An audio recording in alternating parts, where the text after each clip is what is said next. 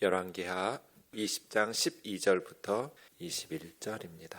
그때에 발라단의 아들 바벨론의 왕 브로닥 발라단이 히스기야가 병들었다함을 듣고 편지와 예물을 그에게 보낸지라. 히스기야가 사자들의 말을 듣고 자기 보물고의 금은과 향품과 보배로운 기름과 그의 군기고와 창고의 모든 것을 다 사자들에게 보였는데 왕궁과 그의 나라 안에 있는 모든 것 중에서 히스기야가 그에게 보이지 아니한 것이 없더라. 선지자 이사야가 히스기야 왕에게 나와 그에게 이르되 이 사람들이 무슨 말을 하였으며 어디서부터 왕에게 왔나이까? 히스기야가 이르되 먼 지방 바벨론에서 왔나이다 하니 이사야가 이르되 그들의 왕궁에서 무엇을 보았나이까 하니 히스기야가 대답하되 내 궁에 있는 것을 그들이 다 보았나니 나의 창고에서 하나도 보이지 아니한 것이 없나이다 하더라. 이사야가 히스기야에게 이르되 여호와의 말씀을 들으소서. 여호와의 말씀이 날이 이르리니 왕궁의 모든 것과 왕의 조상들이 오늘까지 쌓아두었던 것이 바벨론으로 옮긴 바 되고 하나도 남지 아니할 것이요 또 왕의 몸에서 날 아들 중에서 사로잡혀 바벨론 왕궁의 환관이 되리라 하셨나이다 하니 히스기야가 이사야에게 이르되 당신이 전한 바 여호와의 말씀이 선하니이다 하고 또 이르되 만일 내가 사는 날에 태평과 진실이 있을진데 어찌 선하지 아니하리요 하니라. 히스기야의 남은 사적과 그의 업적과 저수지와 수도를 만들어 물을 성 안으로 끌어들인 일은 유다왕 역대지략에 기록되지 아니하였느냐. 히스기야가 그의 조상들과 함께 자고 그의 아들 므낫세가 대신하여 왕이 되니라. 아멘. 히스기야의 마지막 내용입니다.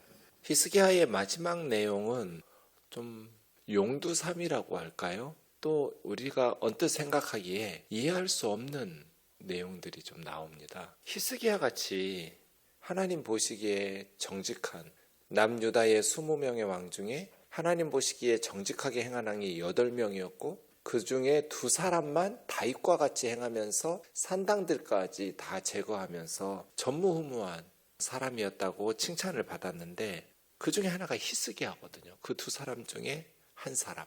그런 히스기야의 마지막 모습이 어떻게 히스기야가 이럴 수 있지? 이것이 우리에게 교훈이 됩니다. 우리는 어제의 은혜와 어제의 경건을 가지고 오늘을 살 수 없어요. 오늘을 살아가려면 오늘에 섭취하는 음식으로 우리의 육체가 살아가듯이 영적으로도 마찬가지예요. 그래서 과거에 신실했던 사람들이 오늘 신실할 것이라고 착각하면 안 되는 것이죠.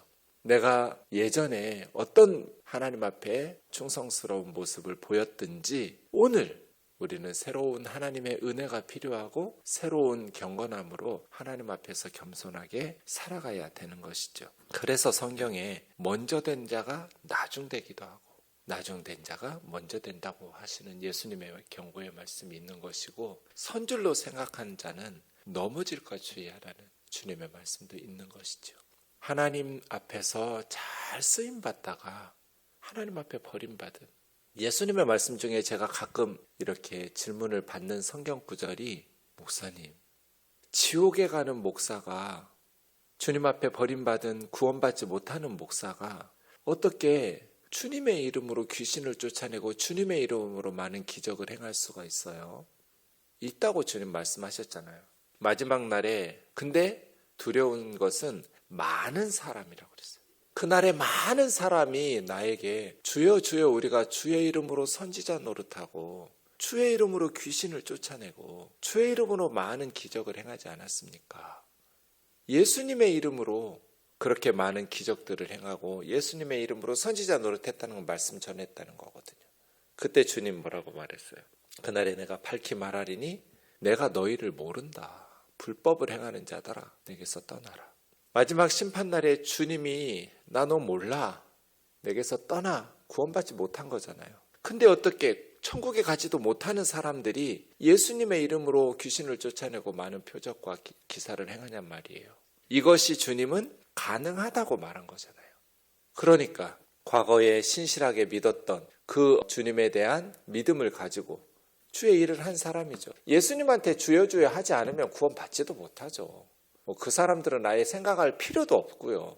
예수님을 주님이라고 부르는 사람들 중에도 주의 이름으로 말씀 전하고 주의 이름으로 기적과 표사를 행하는 자들 중에도 과거의 그 믿음 가지고 여전히 주의 이름으로 귀신도 나가고 많은 기적도 행할 수 있다는 거잖아요.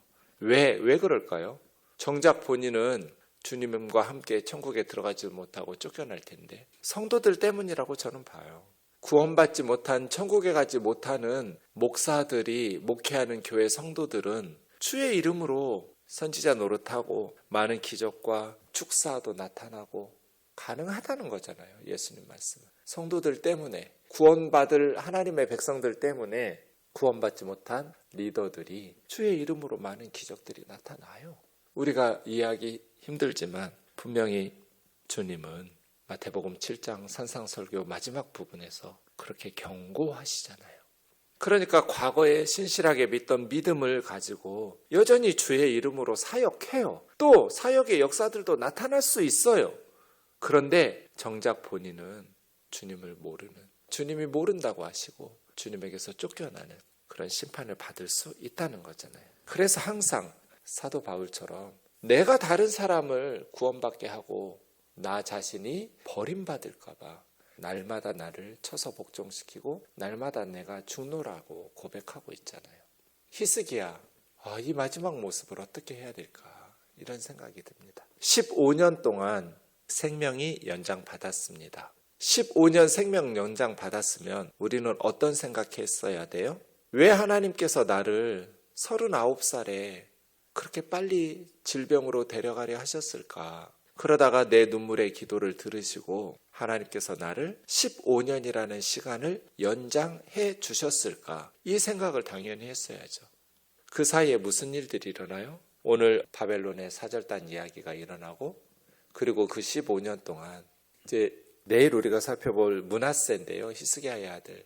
21장 1절에 보면 므낫세가 왕이 된 때가 12살이거든요.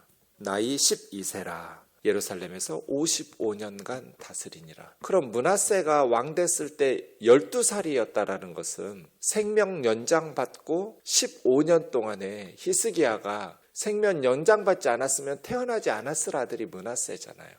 근데 결국은 이 므낫세 때문에 예루살렘과 유다는 하나님의 심판을 받아서 멸망한다 할 만큼 요시야라는 신실한 므낫세의 손자가 있었음에도 불구하고 요시야가 아무리 하나님 앞에서 개혁을 하고 바르게 했어도 이 므낫세의 죄 때문에 하나님께서 예루살렘을 심판하시겠다고 말씀하실 만큼 히스기야의 아들 므낫세는 정말 전무후무하게 악한 왕이었거든요. 히스기야가 15년 동안 어떻게 살았는지 성경의 기록은 두 가지밖에 없어요. 바벨론 사절단 이야기와 므낫세 태어난 이야기. 15년간 생명을 연장받았으면 정말 값지게 살았으면 얼마나 좋았을까요? 근데 여러분 그 15년간 왜 하나님께서 히스기야를 빨리 데려가려 하셨을까? 저는 그런 생각이 들어요. 참 쉽지 않았겠다. 누구라도. 왜냐하면 아수르 제국을 이긴 왕이잖아요. 이건 말이 안 되는 승리거든요.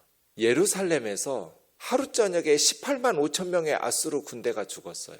그리고 전 세계를 정복하고 파죽지세로 지배해왔던, 정복하면서 다스렸던 아수르 제국은 1000년 이상 유지된 대제국이에요. 그 당시에는 지금의 미국 같은 나라예요. 전 세계를 맞설 상대가 없는 그런 아수르 제국을 조그만 나라였던 히스기야의 예루살렘에서 승리하고 물리쳤단 말이에요. 백성들이 뭐라 그러겠어요?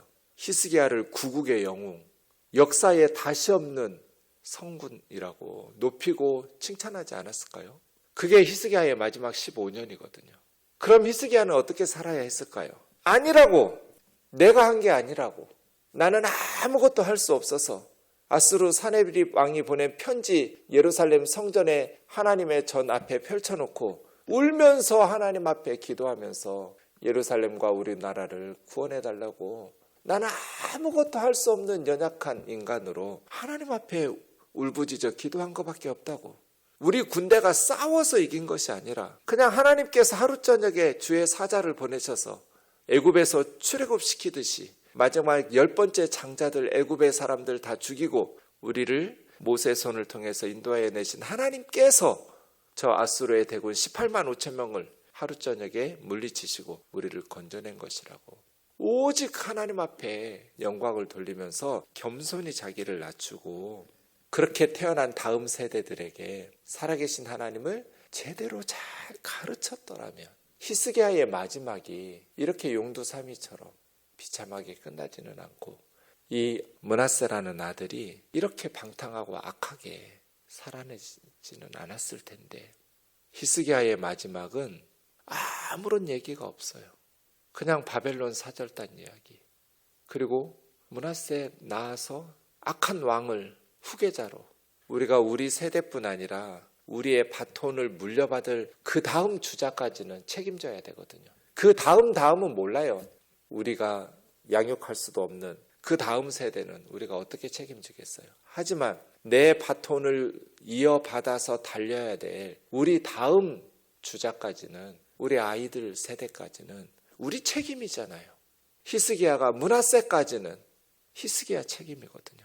그러면 그 15년 동안 생명 연장받은 그때 정말 히스기야가 하루하루 한 해 한 해를 값지게 살았더라면 어땠을까? 그냥 모든 영광을 자기가 취하지 말고 그때 바벨론 왕 무로닥 발라단 우리는 국제관계에 있어서는 자국의 이익이 우선이라는 것을 항상 기억해야 합니다. 왜 큰 나라 바벨론의 무로닥 발라단 왕이 사신들을 조그만 나라 예루살렘의 히스기야에게 보냈겠어요? 왜 편지를 쓰고 이 편지에 뭐라고 썼겠어요?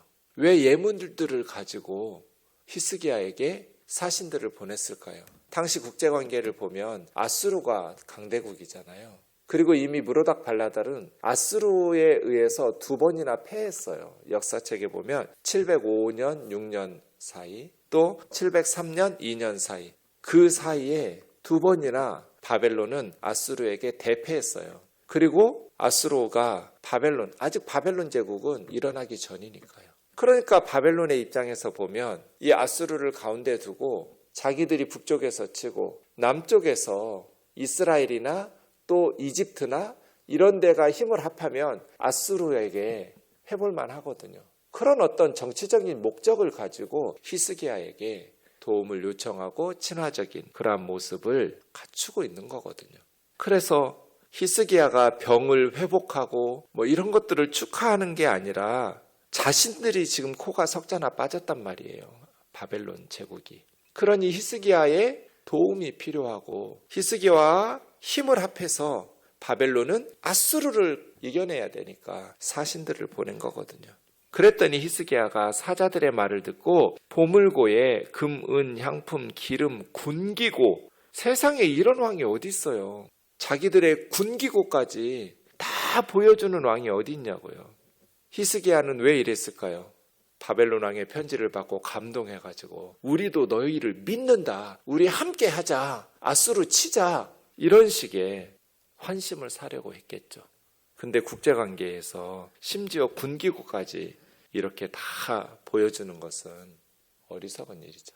오늘 본문에서는 병들었다 함을 듣고 보내서 아직 병 낫기 전에 한 것 같지만 이사야 36장에서 39장까지 같이 보라고 말씀드렸잖아요. 이사야서에서는 병들었다 나았음을 듣고 바벨론 브로닥 발라단 왕이 사신을 보낸 것으로 되어 있거든요. 병들었다가 나은 것에 대한 병들었다 나았음을 듣고 축하 선물 보내고 또 편지 보낸 것 같아요.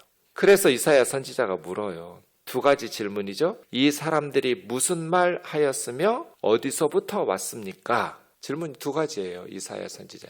무슨 말 했느냐? 이게 첫 번째고요. 어디서 왔느냐? 2번째예요. 근데 히스기야의 대답에 보면 무슨 말을 했는지는 대답을 안 해요. 어디서 왔는지만 대답해요. 먼 지방 바벨론에서 왔나이다. 무슨 말을 했을까요? 우리와 함께 힘을 합해서 아수르를 이겨내자. 이런 말을 했을 거거든요. 근데 그것은 자기가 생각해도 하나님이 기뻐하실 내용이 아니잖아요. 하나님을 신뢰해서 아수르를 이겨내려고 해야지 바벨론과 연합하고 바벨론을 믿어서 아수르로부터 벗어나겠다는 생각은 불신앙적인 생각이니까요. 무슨 말을 했는지 그 편지 내용이 무엇이었는지는 선지자에게 대답을 안 해요. 이것이 어리석은 히스기야의 모습이에요. 몰라서 물었을까요? 하나님이? 다 알고 물으시는 거잖아요. 회개하라는 거잖아요. 그때라도 히스기야가 내가 믿음 없이 하나님 의지하지 못하고 바벨론 의지하면서 아수르에 대한 스트레스가 너무 많으니까 불안하고 두려우니까 바벨론하고 어떻게 한번 해봐서 이런 식으로 정직하게 고백하고 회개하면서 선지자 이사야의 도움을 구했더라면, 근데 그러지 못했어요. 그들이 무엇을 보았습니까? 내 궁에 있는 것 다 봤고 나의 창고에 있는 것 하나도 보지 못한 것이 없습니다. 여기서 또 뭘 뺐어요? 군기고 얘기는 또 뺐어요. 히스기야가 궁에 있는 것 다 봤습니다. 근데요, 궁에 있는 것만 본 게 아니라 군기고와 창고에 있는 것 다 보여줬다고 그랬잖아요. 앞에 13절에서는. 근데 군기고 얘기는 빼는 거예요. 그러니까 지금 히스기야는 정직하지 못한 거예요. 이게 인간이죠. 그렇게 신실하게 하나님을 의지하다가 세상적인 것들을 의지하면서, 그래서 이사야가 말합니다. 하나님 말씀 들으라고. 이거는 보물창고에 뭘 보여준 허풍의 문제가 아니라 하나님에 대한 불신이 문제였죠. 더 큰 문제는 히스기야가 하나님 대신 바벨론을 의지하면서 선택했다는 거예요. 여호와의 말씀을 들으소서. 여호와의 말씀이 날이 이르리니 왕궁의 모든 것, 조상들이 쌓아둔 모든 것 바벨론으로 옮기고 하나도 남지 않을 거라고. 아수르에게 망한 것이 아니라 이제는 그 바벨론에게 배신당해서 망하게 될 겁니다. 이건 히스기야가 상상하지 못했던 일이죠. 지금 아수르만 머리가 아팠는데 이사야 선지자는 바벨론에게 배반당할 겁니다. 아수르가 아니라 바벨론의 손에 우리는 망할 겁니다. 그리고 왕의 몸에서 날 아들 중에서 사로잡혀 바벨론 왕궁의 환관이 될 것입니다. 이건 지금 아들 때에 문제가 생긴다는 거잖아요. 후손들이. 환관이 된다는 건 뭐예요? 거세된 내시가 된다는 거잖아요. 히스기야가 이사야에게 어떻게 말해야 돼요? 나 15년 안 살아도 좋으니까 나한테 벌을 내려달라고. 왜 우리 아이들, 우리 아들이 벌을 받아야 되느냐고. 자기 병들어서 죽을 병이라고 집 정리하라고 할 때는 그렇게 통곡을 하면서 살려달라고 기도하더니 자기 아들이 내시가 되고 망하고 끌려가지고 바벨론 왕궁의 환관이 된다는데 어떻게 당신이 전한 여호와의 말씀이 선하다고 그래요? 내 대에 태평과 진실이 있으니 어찌 선하지 않겠습니까? 이게 선해요? 자기 대에는 태평하니까? 자기는 평안하니까 선하냐고요. 지금 자기 죄를 인정한 거잖아요.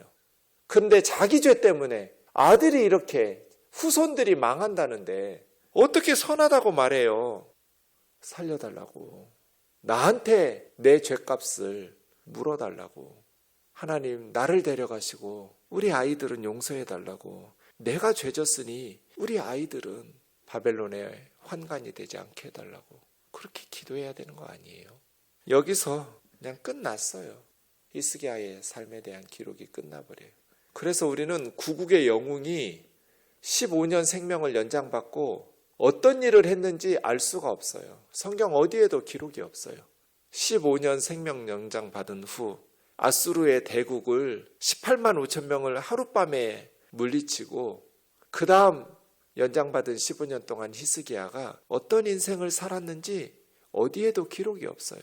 무슨 뜻이에요? 쓸만한 가치 있는 일을 한 게 없는 거예요. 성경에 기록할 만큼 하나님 앞에서 값진 게 하나도 없었던 거예요. 그냥 갑자기 내용을 종결해버려요. 히스기야 터널 뚫어서 기온 샘에서 예루살렘의 실로암 연못으로 물 끌어들인 거, 히스기야 터널 만든 거, 뭐 그런 거 다 역대 지략에 있지 않냐? 히스기야 죽었다. 우리가 바르게 살면 그 덕은 대부분 우리 아이들이 누려요. 우리는 떠나니까요. 늙고 죽으니까요. 우리가 바르게 살지 못하면 그 쓰디쓴 열매는 우리 아이들이 누려요. 그래서 역사는 흐르고 조상들의 삶의 것들을, 열매들을 우리 자녀들이 누리게 되는데 오늘 우리가 후손들을 생각해서라도 바르게 살아야죠. 하나님 앞에서.